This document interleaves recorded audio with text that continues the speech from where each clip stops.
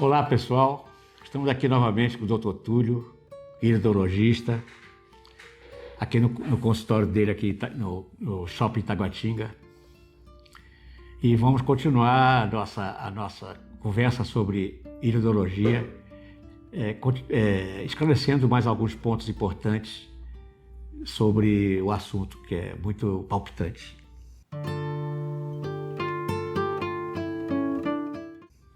Túlio, que mais poderia se explicar a respeito da forma de se obter um tratamento preventivo com a iridologia?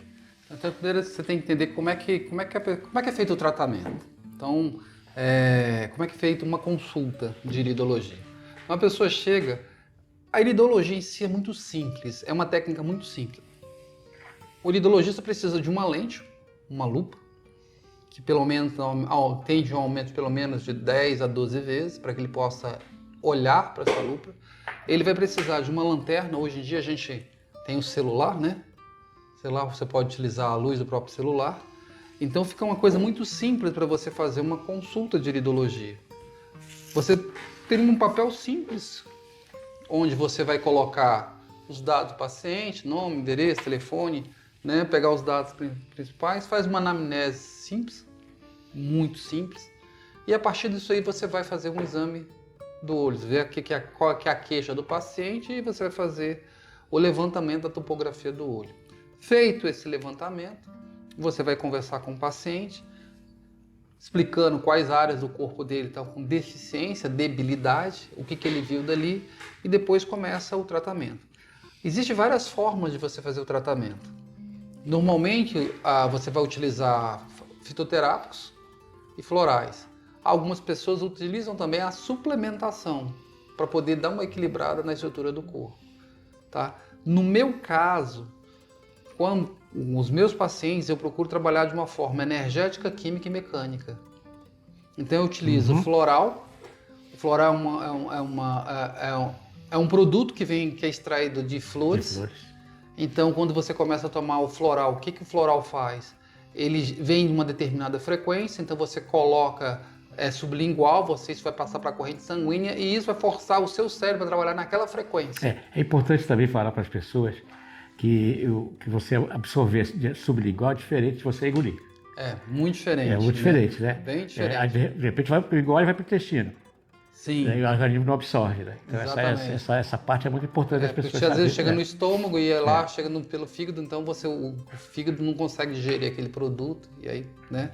Mas aí você coloca essa parte, vai trabalhar a parte energética da pessoa, o floral, ou algum produto homeopático que seja.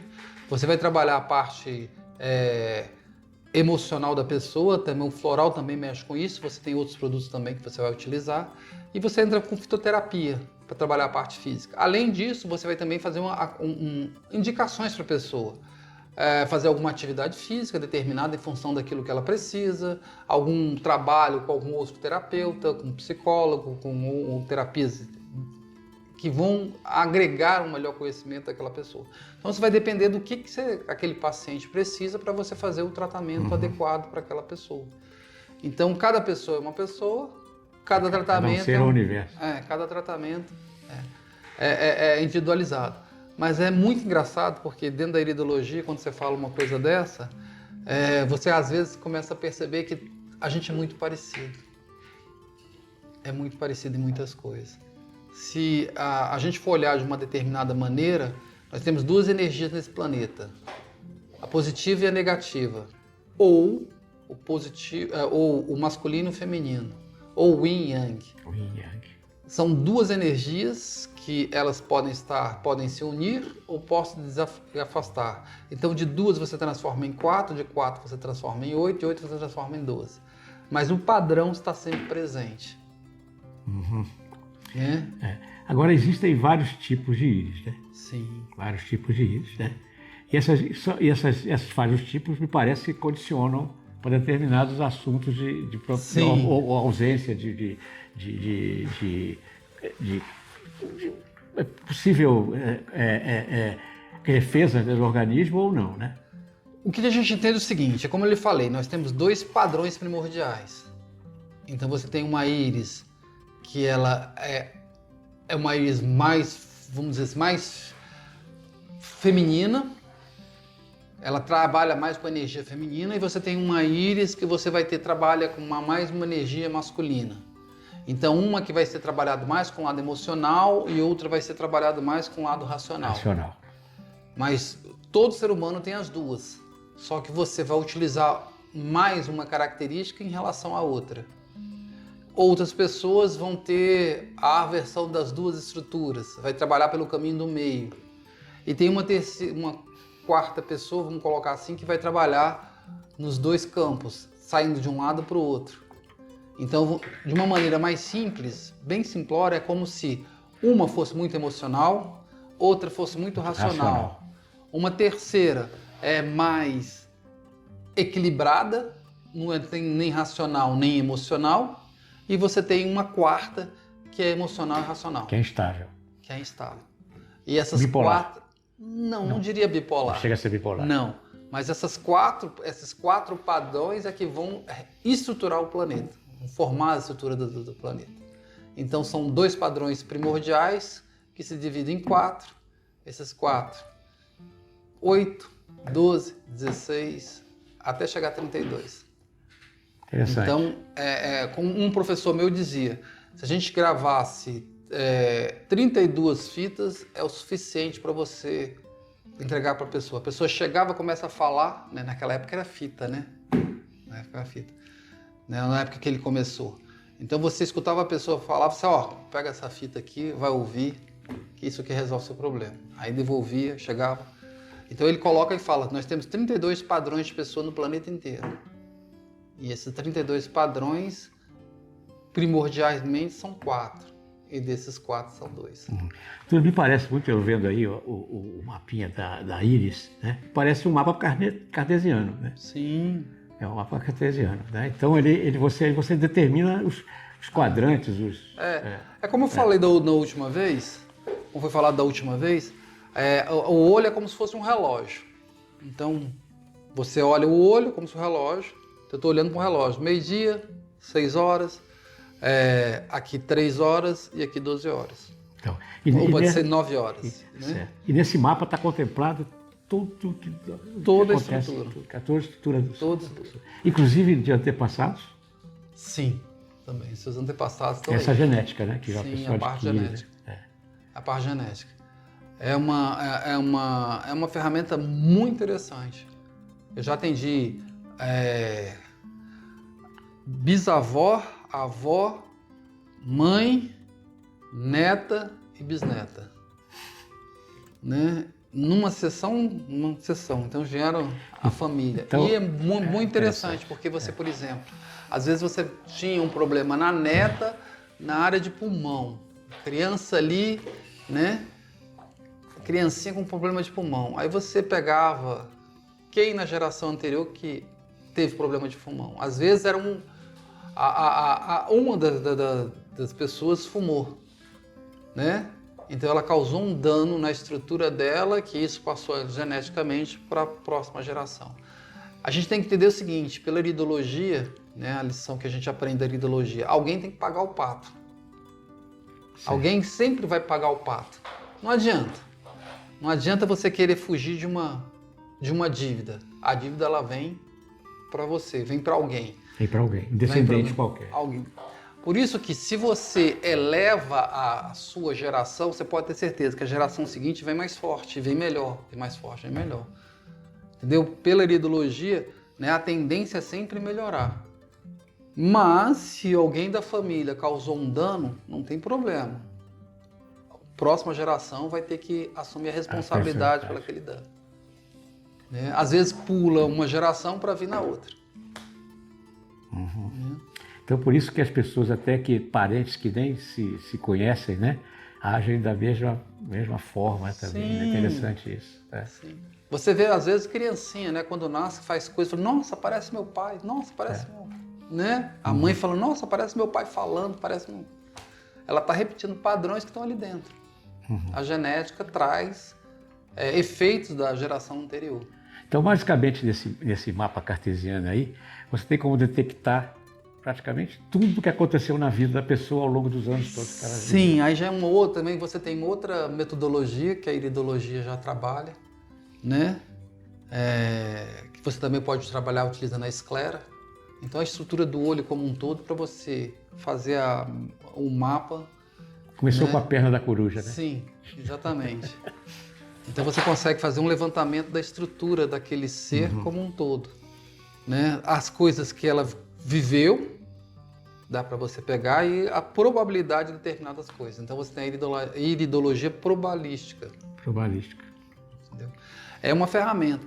Essa eu não gosto de usar muito não, porque aí você fica... É probabilidade, né? É probabilidade. Pode ser, pode tá, não ser. Pode ser. Então eu prefiro ver o que... Ó, vamos resolver. Tem tanta coisa para ser resolvida agora. Vamos melhorar a nossa qualidade de vida? Vamos... O ideal é que as pessoas façam uma espécie de diagnóstico, né? Vamos dizer assim, desde cedo. Sim. É muito melhor, né? É interessante. Que os pais levem os filhos. É interessante, porque se o pai consegue entender e compreender como é que funciona a estrutura da criança, ele consegue já fazer um mapeamento e falar assim, pô, essa criança ela pode trabalhar desse jeito, dessa forma, dessa maneira. Porque você abre um leque. Então vamos dizer, são 4 padrões básicos que a gente falou. Essa criança é mais voltada para a área da arte. Então se ela tem essa natureza voltada para a área da arte, então vamos trabalhar isso. Vamos facilitar para ele. Mas a gente já sabe que ele vai ter dificuldade com a área das exatas. Então vamos também já trabalhar isso na criança. Então você trabalharia com a criança antecipadamente. Isso é sensacional. Sim, porque você facilitaria a vida da criança. Eu acho aquela que é bem racional. Fala assim, nossa, então você precisa fazer um trabalho com ela relacionado à criatividade, voltar essa área da arte, buscar essa área da arte. Porque a área da matemática, da física, ela vai se dar bem. Né? Então seria um teste vocacional já intrínseco da própria pessoa. Sim. Né? Facilitaria para os pais. Né? Os pais já identificar, pô, então eu posso essa criança já tem uma tendência a fazer isso, essa criança... Lembrando, eu quero que você seja advogado, eu quero que você seja isso, eu quero que você seja pedreiro, eu quero que você seja... Né? Então você tem a tendência da criança. De repente a pessoa não tem aquela tendência, né? Então não vai dar certo na vida dele. Né? É bem interessante. É bem por aí, né? E quanto aos tratamentos, a coisa é muito cara? Aí depende. Depende do suplemento. A suplementação, hoje em dia a suplementação ficou, né? Você vai ter de 50, 100, 200, 300. Hoje a suplementação ficou realmente, não ficou tão barata. Antigamente era mais em conta porque as pessoas não acreditavam tanto, né? Hoje em dia viu que começa a ter efeito, né? E a indústria farmacêutica não vai perder, né? Não vai perder. Não vai perder. E também a alimentação hoje é muito mais carente, né? Sim, nós temos carência muito na alimentação. Muito carente, né? A alimentação hoje, antigamente, a própria terra, né? Tinha mais nutrientes, né? Hoje praticamente não existe mais. Né? Então essa carência também se reflete também nisso. A base da iridologia é a alimentação. É a base da alimentação. Você é aquilo que você come.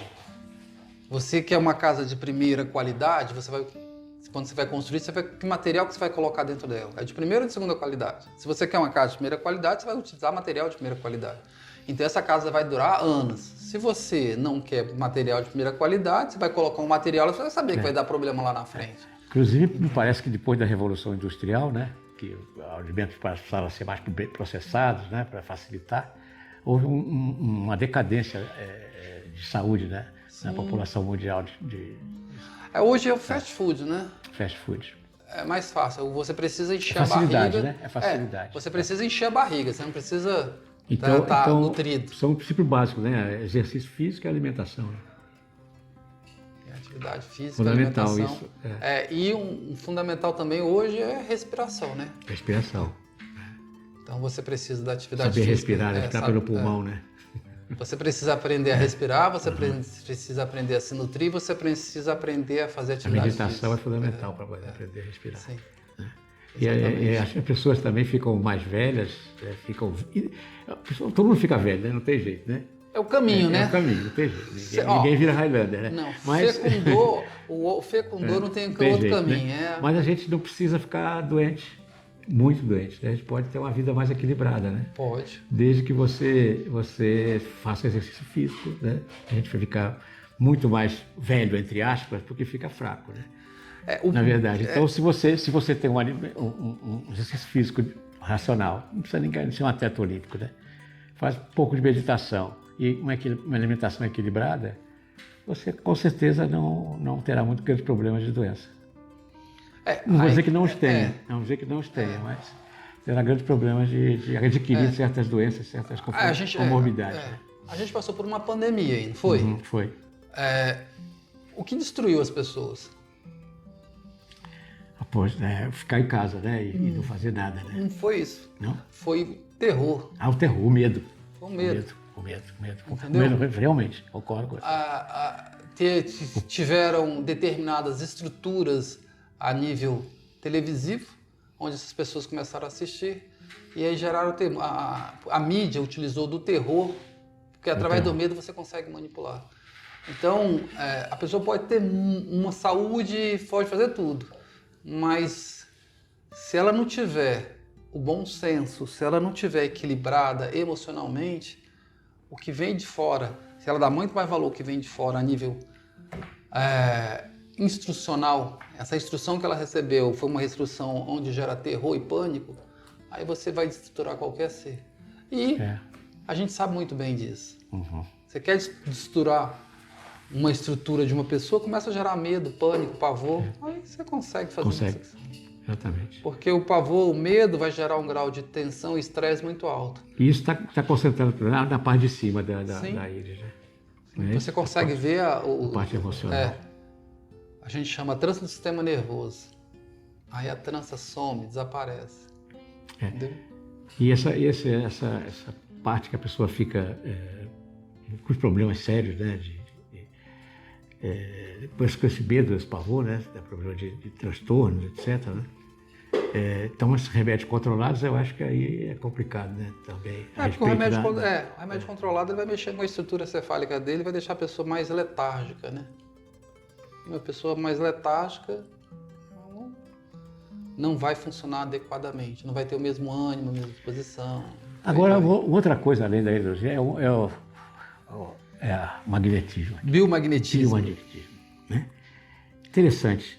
Me explica aí como é que funciona isso. A história do biomagnetismo começou com o Dr. Goss. Era um médico mexicano, ele um dia estava no seu ambulatório e chegou um paciente dizendo que estava com um problema, sentia muita dor de cabeça e que ele tinha AIDS. Foi na década de 80. E ele falou, você não tem que ficar aqui, seu lugar é no hospital. Ele falou, não, eu estava no hospital e me mandaram embora, porque não sabia o que fazer. E ele tinha, a gente ouviu falar de magnetoterapia. Ele tinha no consultório dele, por que pareça, um imã de caixa de som.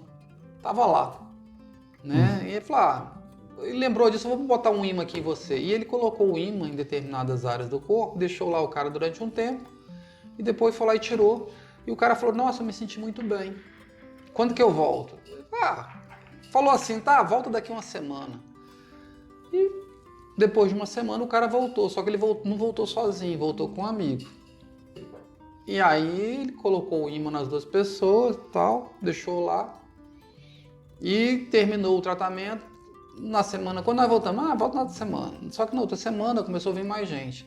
Ele conta que um dia ele chegou lá, tinha muita gente no ambulatório, ele não sabia o que era. Aí quando chegou, o pessoal, esse aqui é o médico, esse aqui é o médico, esse aqui é o médico. E ele falou, tem alguma coisa a respeito disso. E aí ele começou a observar que o imã, quando você coloca em determinadas áreas do corpo, né, você está mexendo com a estrutura. Se eu coloco aqui um determinado tempo, o sangue está passando aqui, na corrente sanguínea você tem ferro, então você começa a alterar o campo eletromagnético dessa área. E aí ele começou a estudar sobre isso, né? E quando você coloca duas polaridades opostas, então você está mexendo com toda a estrutura. Então aqui tem um ímã, a radiação está passando de um lado para outro, está mexendo aqui com o que tem acontecendo aqui, o sangue está passando, ele vai mexer na estrutura eletromagnética desta área. E aí ele começou a observar que você começa a mexer no pH.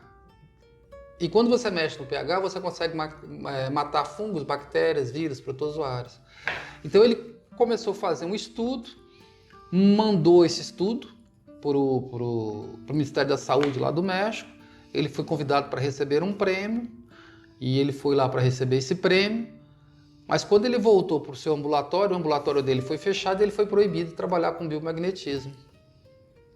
E aí ele saiu do México, foi para aquela região das Bahamas, aquela região toda ali, foi estudar.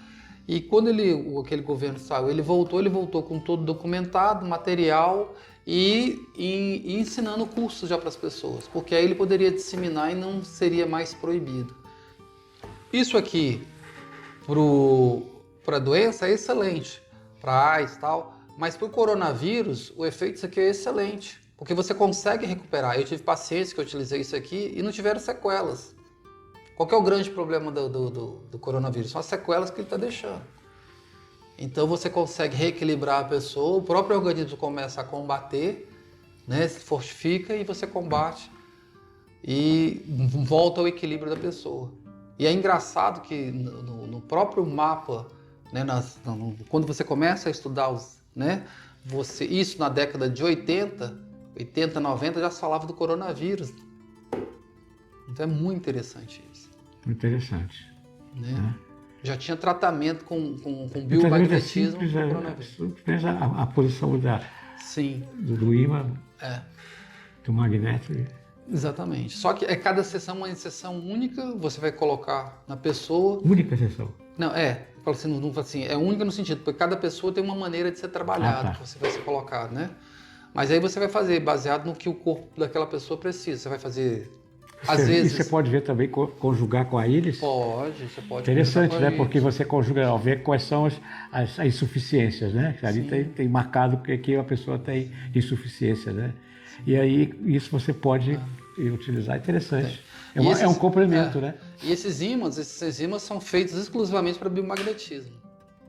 Esses ímãs aqui, ele tem uma determinada, a gente chama de Gauss, né? Força. Ele tem uma determinada força para poder você ter um acesso, né? Para que você possa colocar aqui e você atravessar, no caso aqui, né? Aí você tem o acesso. Ou você colocar em uma determinada área para que ele possa ter uma radiação e o efeito. Mesmo colocando um numa mão, outro na outra. Sim, certo. Não tem uma técnica. Tem uma técnica específica. Não vai pegando zinho e vai sair botando aí. Não. Aí esse aqui também tem uma determinada força, né? Sim, uma força correta. Gauss. 4.000 Gauss, 5.000 Gauss, 10.000 Gauss. Mais ou menos isso. Então é uma excelente ferramenta de tratamento. Também simples, barata, né? É baratíssimo, né? Que são ímãs e o conhecimento da pessoa. Você precisa do ímã e do conhecimento da pessoa. Então isso aqui facilitaria muito se a gente entrasse no SUS. Isso aqui é o tamanho do hospital. Você entraria no SUS, né?